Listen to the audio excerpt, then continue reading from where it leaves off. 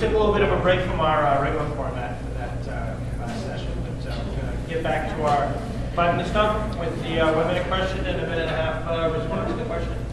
I'm going to start with Michael Gardner. Okay. Do you want the microphone? Yes, thank you. My name is Michael Gardner. I'm the youngest, well not, sort of the youngest of 6 kids, born within 6 years. So I grew up in a competitive fighting environment.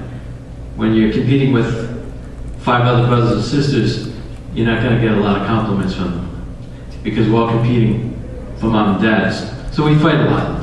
And we learn to make up too. Now, the purpose of my candidacy is, as I said in the Providence Journal, is to create a more centrist Republican Party. I do not want to be the only state that fails to take advantage of this opportunity to go red. But the fact of the matter is that if we do not conduct ourselves in a way that is respectful of how people feel, in a way that is sensitive, thoughtful, if we go off on stunts, if we make ads for our opponents because people think we do things that aren't too bright, we will lose. In order to build a Republican Party that can have more than 10 out of 113 seats in the General Assembly, we have to be smart. We have to be smart. You know, I know a lot. I'm a conservative, but I'm a nice man. I don't like hurting people. I don't like hurting people's feelings. I like talking to Democrats. I do. I really like talking to Democrats. I don't always agree with them, but if they say we care about health care for people, I care about health care for people. We're all paying too much for health insurance, but we all get sick and we all need health care. So we have to find some common ground. Now, my idea for health care is that we have to have a uniform commercial code type system where the states get together, agree on the same law, and create one common market. And if we do that, we could have competition across state lines. We can get rid of the antitrust exemption for that the insurance companies have, and we can have one heck of a competitive marketplace. And I just want to say, if we did that, I think we could cut health insurance premiums by maybe as much as 50%. Because if we had that kind of competition, I think young people would be allowed to buy health insurance if they had a job that covered by workers' comp. Mr. Obama didn't seem to understand that. If they were in a car accident, there's medical payments. Mr. Obama didn't seem to understand that. Now, if you're young, strong, and healthy, and you're covered at work, and you're covered in your car, you don't need very expensive comprehensive care.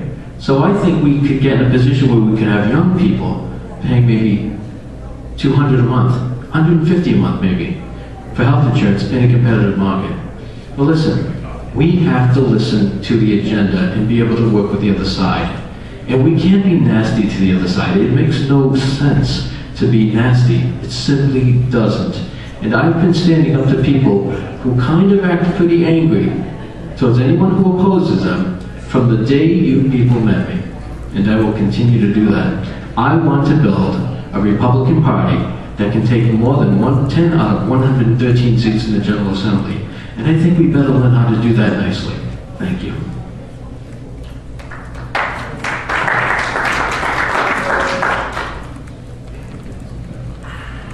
You finished well before the bell.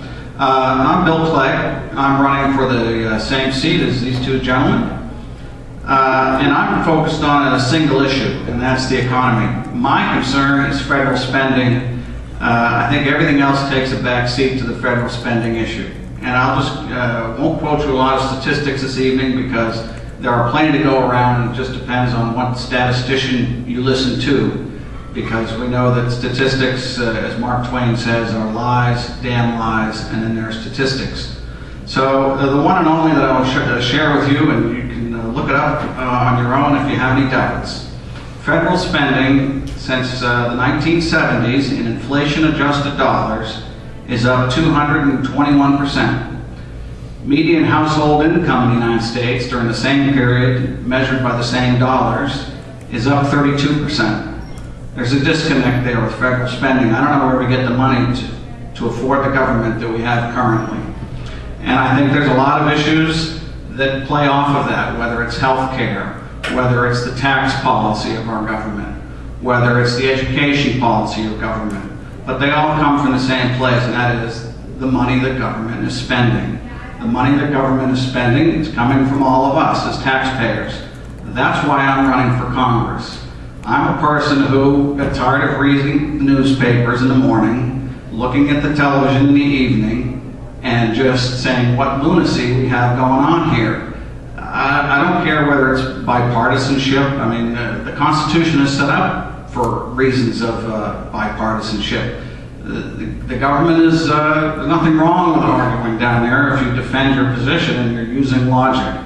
But again, those are secondary issues. The primary issue here is it's all about the spending in Washington, D.C. It's no different than on the state level where we have unfunded pension liabilities. In D.C. we have unfunded Medicare liabilities, $33 trillion. So whatever we have on the state level is magnified even more at the federal level and makes our state issues look like piker issues in comparison. So when I decided what I would do with my life after leaving Textron and the military, I said I would run for Congress because that's where the issues are the greatest and have the most impact on the individual. The state issues are important, but the money that we're bleeding at the federal level is far greater than anything at the state level.